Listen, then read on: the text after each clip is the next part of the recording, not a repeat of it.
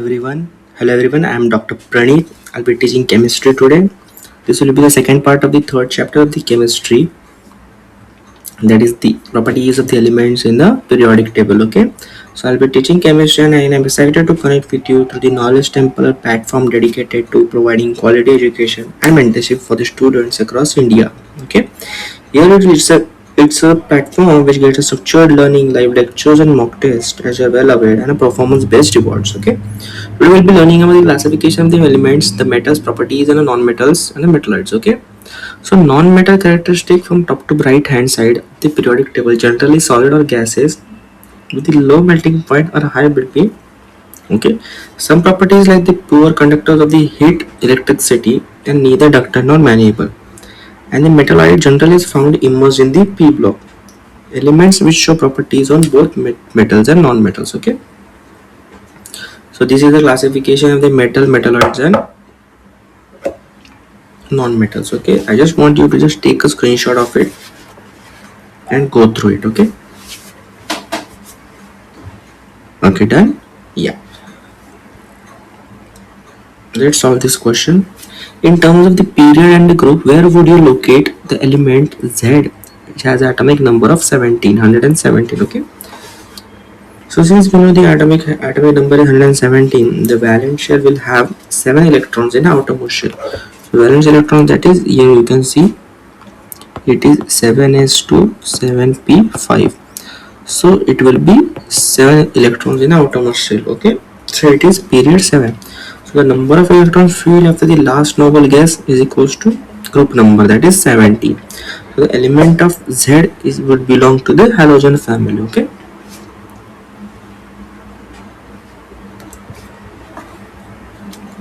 so now let's learn about the trends in the physical properties of the elements. Okay,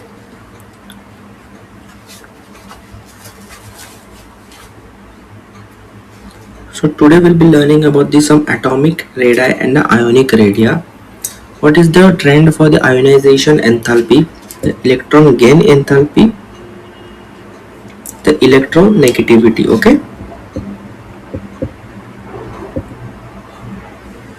firstly let's learn about the atomic and ionic radii. Okay,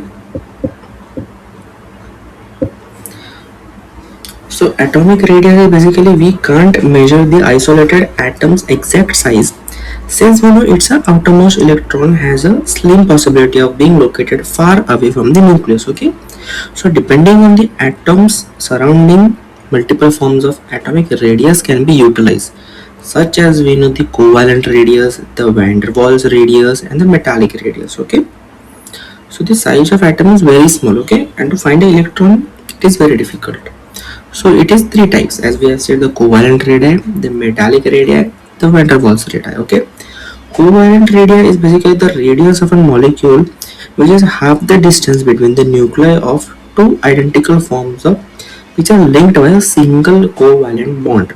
Okay, for example, we can see the covalent radii is bond length which is divided by 2. Okay, now comes the metallic radii. Okay, so the metallic radius is the metallic crystal lattice. It is the half distance between the nuclei of the two neighboring atoms. Okay, it is basically the half distance. Okay, while the covalent radii is the bond length divided by 2. Now the van der Waals radii. Okay, so the van der Waals radii basically is the half the internuclear distance between the adjacent atom of the two neighboring atom. Okay, so here we can see it is d by 2. Okay, so d is the distance between the two intermediate nucleus. So now comes the trend of the atomic radii. Okay, so across the period, so as we go from left to right,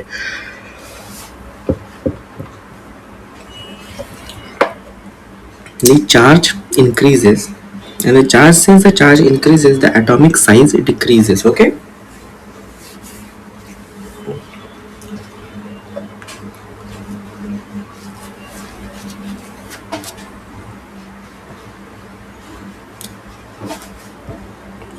and the trend of the atomic radii across the group is, as we go below the group, the number of shells increases and hence the atomic radii increases. Okay, this is the one thing we should be remembered. Okay,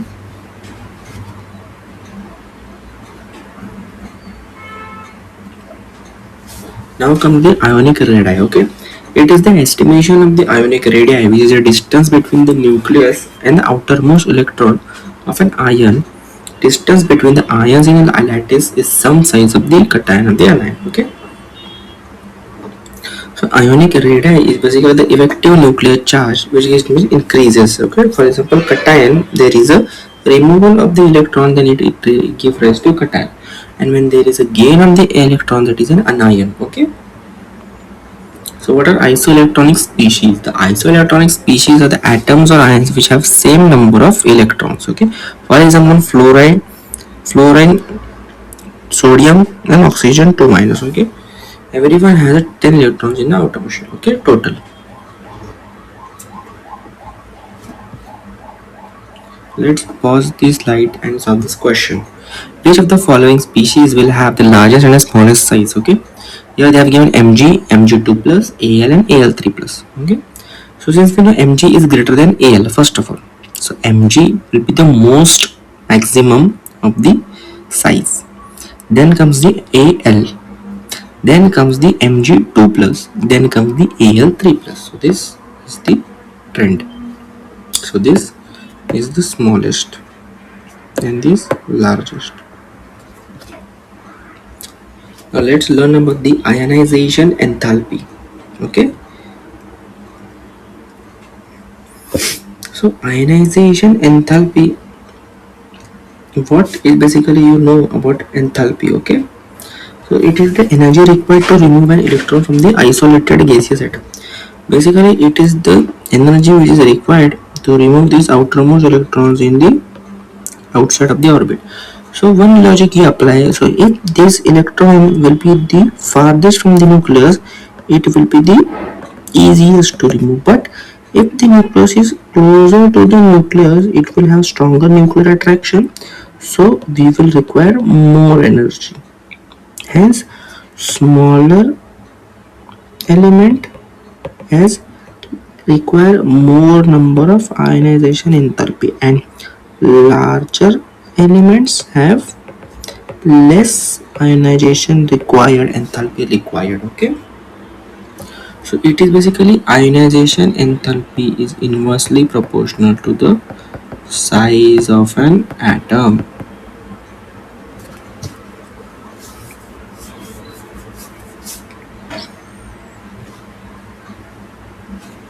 This is the trend that you should remember. Okay,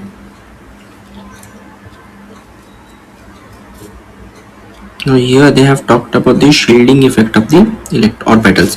So as we know, SPDF are basically the orbitals. Okay, so S will have the greatest shielding effect, then we'll have P, then D, then F. Basically it is basically orbitals. Okay, so this is the S, P, D and F. Okay, so this will have largest nuclear attraction, then it will be this, then it will be this, then it will be the largest one. Okay, now the trend for the ionization enthalpy across the period. So across the period, going from the left to right, it will be the effective nuclear charge that will be increased, and from left to right, on going from left to right, the change in the energy also increases, and down the group the atomic radii increases. As the radii increases, the shielding of the valence electron increases, so the enthalpy decreases. As we know, this is the inversely proportional.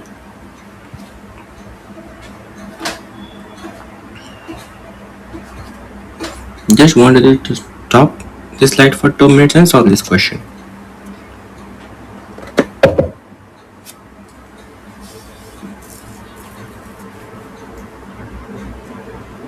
Here it says that the second period elements are actually ionization enthalpies are in order like they have given. Explain why. So why the nitrogen has higher ionization enthalpy than oxygen. Okay, so for example, we know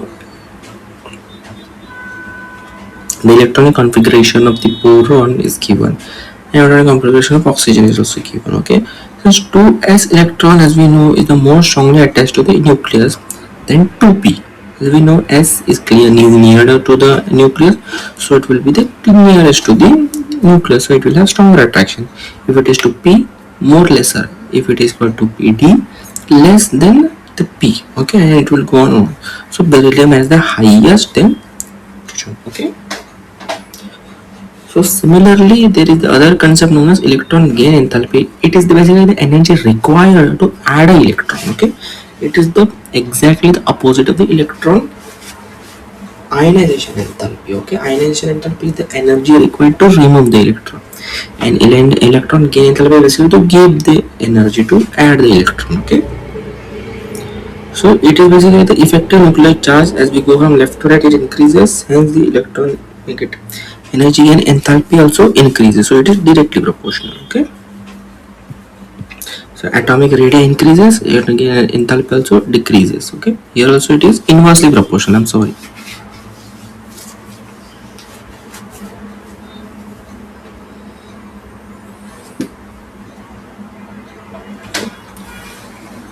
So now the trend of the electron gain enthalpy is there are some anomalies, right? For example, oxygen and sulfur. So less negative electron gain enthalpy is for oxygen as compared to the sulfur. Okay. The question is, which of the following will have the most negative electron gain enthalpy and which will have the least negative? So here among the phosphate, phosphorus, sulfur, chlorine and fluorine, across the period as we go, it goes on more on negative side, and across down the group it goes less negative side. Okay, so the more bigger size, less will be the electron gain enthalpy. Okay, so it is inversely proportional. So chlorine will have more than the fluorine.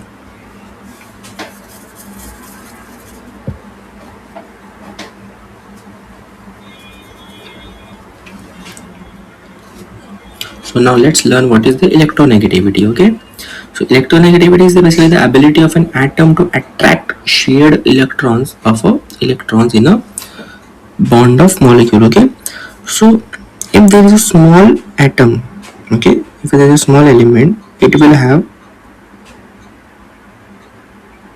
a electron present near to the nucleus. Okay, so the pole will be stronger because it has more nuclear attraction. But if there is an element B which is a larger in size, it will have the valence electron in the most farthest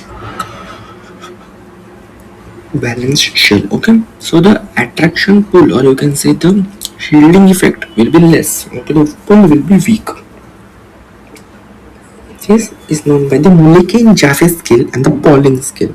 So the Mulliken-Jaffe scale they have given, and the Pauling scale they have given. This basically interprets the pull of an atom to pull an electron. Okay. So the trend for the electronegativity across the period is increasing.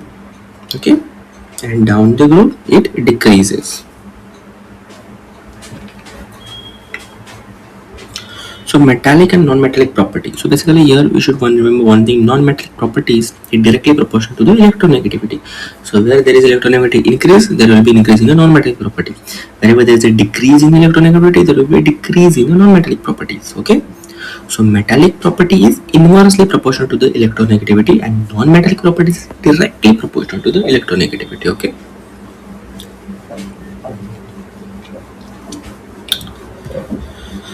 Let's learn about the trend in the chemical properties of the elements. Okay. First is the periodicity of the oxidation state. Okay. So periodicity of oxidation basically is the element. It is the number of electron in the outermost orbit. Okay.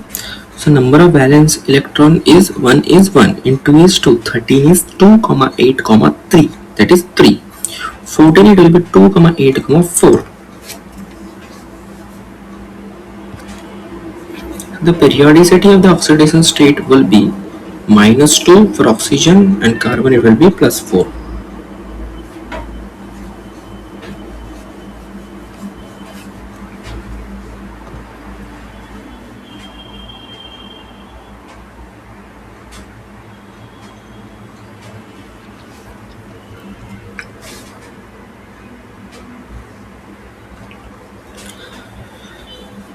Let's pause this slide and just read the question and try to solve this question.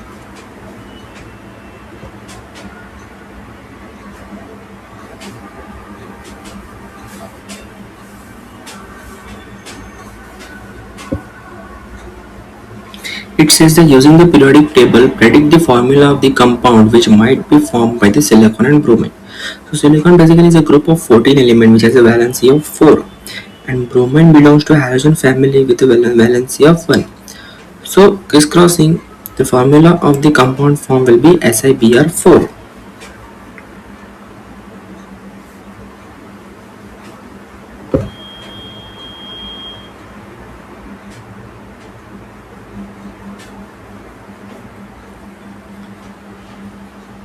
Now let's learn about the chemical reactivity.